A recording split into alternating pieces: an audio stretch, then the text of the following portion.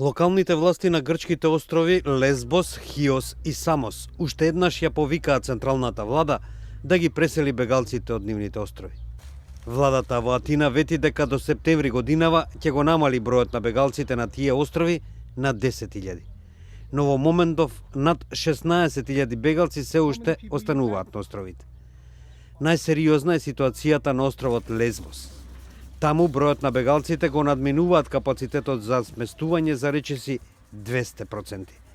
Во меѓувреме стигнуваат нови бегалци кои мора да се сместуваат во импровизирани шатори во шумата, каде што нема скоро никакви резерви на вода и енергија.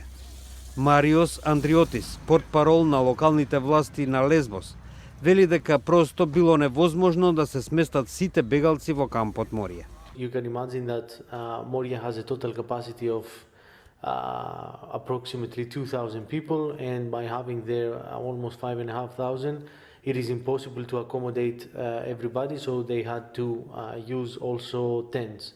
Недостатокот на простор и ресурси не само што ги интензивираше тензиите меѓу различните етнички групи во кампот за бегалци, туку исто така ги наруши мирот и редот на околните области. Тоа, како што се жалат жителите на островите, му нанесува голем удар на локалниот бизнис. Истовремено го продлабочува и страхувањето меѓу локалното население. Тоа го вели и Кристина, студентка која работи во еден локален ресторан. Δηλαδή δημιουργούνται συγκρούσεις και με τους μετανάστες μεταξύ τους και με τους πολίτες εδώ πέρα, όπως πριν 2-3 εβδομάδες είχε γίνει. Έχουν αλλάξει πάρα πολύ τα πράγματα. Во Грција расте незадоволството од порастот на бројот грабежи и на инциденти во кои се вклучени мигранти или бегалци.